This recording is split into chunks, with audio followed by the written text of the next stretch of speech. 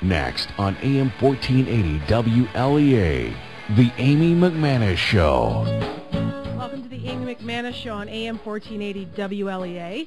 Got a lot of snow this past week, especially in D.C. I found it interesting that finally our politicians have something else to jab each other with and make fun of each other about. They're dragging the record snowfalls into their little discussions. According to The Hill, Senator Jim DeMint used the D.C. snowstorm to make that political jab, saying it provides evidence for global warming skeptics. He went on Twitter on Tuesday when they knew they were going to get 10 to 20 inches of snow, and he said it's going to keep snowing in D.C. until Al Gore cries uncle. Some conservatives have echoed his sentiments as well, saying it will poke holes in the so-called evidence backing global warming, man-caused global warming. DeMint took direct aim at Al Gore, of course, who is one of the foremost proponents of global warming. Reports of the snow also had our entire government call off everything that they had scheduled for the week, so good for them. Another Senator, Lynn Jenkins, said the absence of votes in the House is also a plus for taxpayers, so thank you to that snow.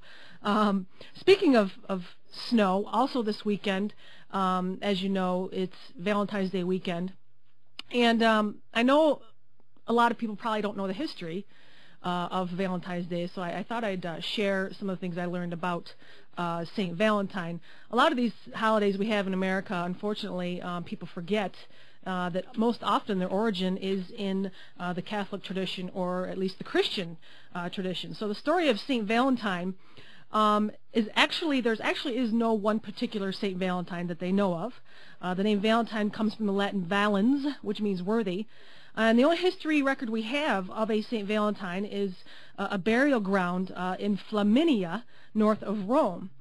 Scholars believe the feast day celebrates the lives of several martyred saints with the same name. One of them was a Valentine who in 1492 was Claudius II wanted him killed. And he was a Roman priest, Valentine was, and he was arrested and jailed for aiding Christians, namely by performing Christian marriages. So hence the whole notion of Valentine being the saint to assist endeavors of romantic love came about in modern day. But Claudius took a liking to this particular Valentine, but when the priest tried to convert Claudius and started talking about Jesus, well, the emperor just sentenced him to death.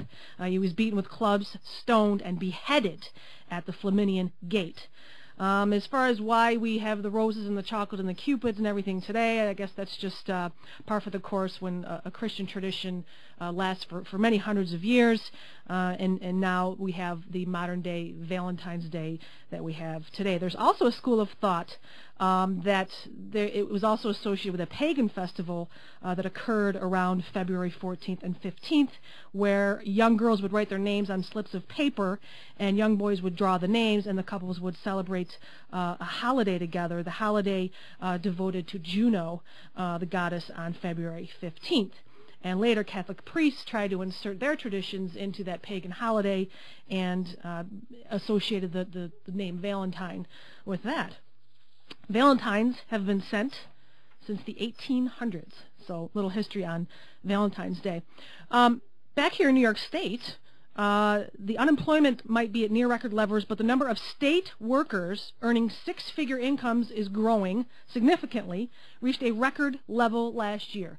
So of all the jobless reports, the unemployment rates, people out of work, apparently the government jobs are on the rise. 23,000 state employees, including hundreds here in the southern tier, were paid more than $100,000 in 2009. So we have double-digit employment, billion-dollar deficits in budgets statewide and federally, but state payroll increased by 16% and had already jumped 28% the previous year. The average job in America that pays $40,000, a similar job for a federal position pays $70,000 jobs. What's wrong with this picture? You can go to this site and find which jobs are getting that kind of money. You can put in names and find that. You just got to Google it. New York State $100,000 salaries, and it comes up. Elmira Correctional Facility has 82 people earning more than $100,000. Southport Correctional Facility has 18. Binghamton University has 231 six-figure earners. In other state news, according to the 10th Amendment Center, South Dakota and Alaska are the latest states where bills have been introduced to exempt domestic manufacturers of firearms and ammunition from federal regulations. We've talked about this before. There's other states that have done it as well. 20 states, actually, including Montana, Arizona, and Texas. Nancy McLean is a rep from Bullhead City, says the bill is designed to have people in that state exercise their right of sovereignty that is guaranteed under the 10th Amendment. She's the one from Arizona.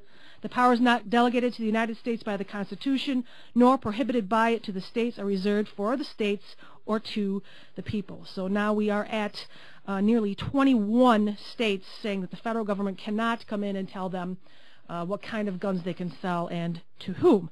It all started in Montana, which they passed their bill last year and set the stage for all the other states to do that as well. In other news, this faith-based director that Obama hired, his name is Joshua Dubois, and he's been working, supposedly he claims, to reduce abortions. He says they're working on a plan, and they're working very feverishly to come out with a plan that will reduce abortions. They had a meeting in May to discuss how to reduce abortions and promote adoption, but nothing really happened after that meeting. One top Obama staffer, according to lifenews.com, admitted, this is a funny one, admitted that the goal of the office is not to reduce abortions, but to reduce the need for them. So let's play with those words for a while. I'm not sure what that's supposed to mean.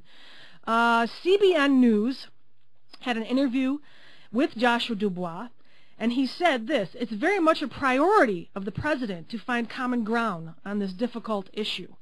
Along with the Domestic Policy Council in which we sit and the White House Council on Women and Girls, we're meeting with a range of organizations and are now pulling together a lot of information to present to the president so that he can eventually talk about where the administration will go. So they're having meetings to have more meetings to present to the president so that he can talk more about where they should go, and then they can have more meetings. But still, there's a lot of skepticism out there, especially when he says it is a priority for our president to reduce the number of abortions. I think any person, whether they're pro-life or pro-choice, would disagree with that. He said it is not intended to be a multi-year effort, but it is something we're looking into. Speaking of multi-year efforts,